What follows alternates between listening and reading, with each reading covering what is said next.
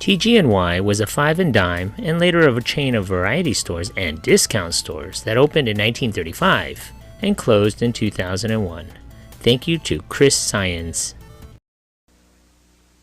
Saddle up and mount the Dynamark riding mower from TG&Y Family Centers. She's a trusty steed, lots of get up and go in her 10-horsepower engine, a heavy-duty gear drive with 3 forward speeds and reverse, and a 36-inch cut lets you cover lots of prairie in no time. She's only $697.88 and worth every penny. The Dynamark riding mower from TG&Y Family Centers. Hi-oh, Dynamark! Your best buy is at TG&Y.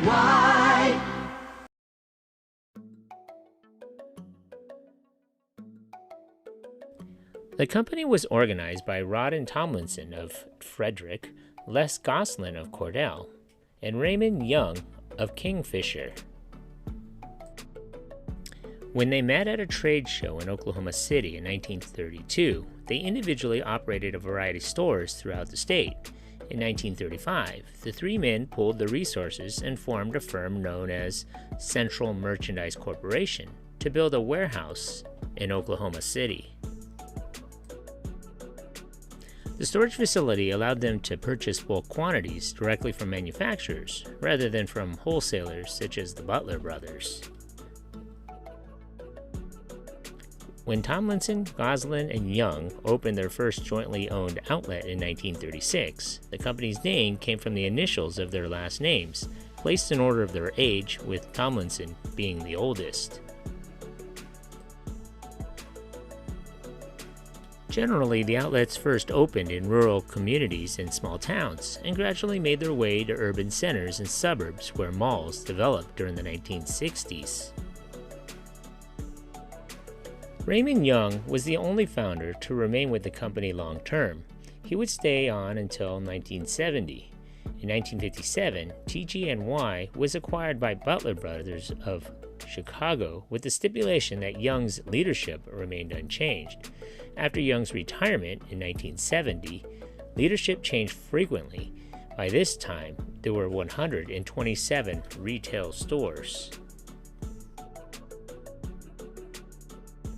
Most stores were 6,000 to 8,000 square feet. However, TG&Y Family Centers built in the 1960s usually had an average of 40,000 square feet. During World War II, due to wartime manufacturing, the company had trouble obtaining fixtures to outfit their new stores. To solve this problem, the owners eventually built their own fixture factory in Oklahoma City in 1956.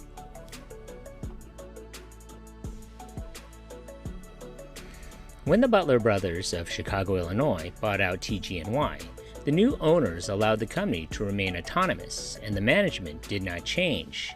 By 1960, TG&Y was a subsidiary of Chicago-based City Products, which operated other variety stores nationwide.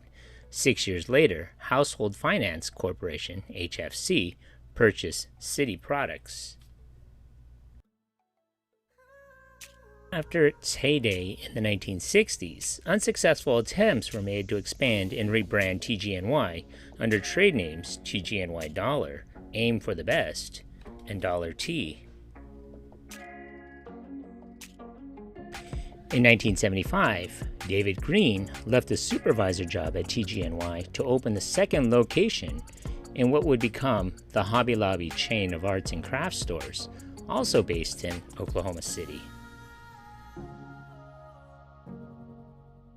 In order to be more competitive in the 1980s, TG&Y executives changed some of the outlets to be comparable to department stores. However, the company continued to have financial difficulties.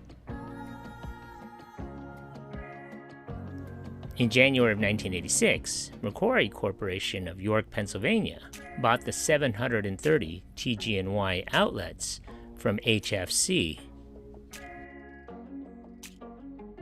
By March of 1986, literally 2 months after the acquisition, Macquarie announced that it would sell about 200 of the 743 TG&Y operations it had recently acquired. Shortly after acquiring the struggling chain, Macquarie cut over 8,000 TG&Y employees and closed 205 stores, including 23 in its former state of Oklahoma.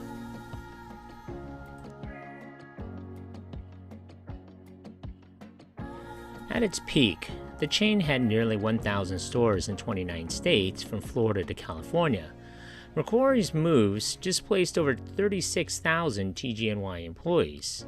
Many went to work for Walmart, helping fuel the remarkable growth resulting from TG&Y vacating thriving markets. TG&Y and Walmart had previously avoided locating in the same area, but with TG&Y stores out of the pictures, Walmart moved in. Others found employment with Hobby Lobby, headed by former TG&Y associate David Green. History shows that Walmart and Hobby Lobby both benefited greatly from TG&Y's demise. TG&Y would continue to lay off workers and close stores. In 2002, McCrory went out of business, causing the final demise of former TG&Y stores. Ironically, Raymond Young, the last survivor of the three co-founders, died that same year. So what are some of your favorite memories of this place? Leave a comment or a suggestion for a future video below. Be sure to hit that like button. Thanks for watching.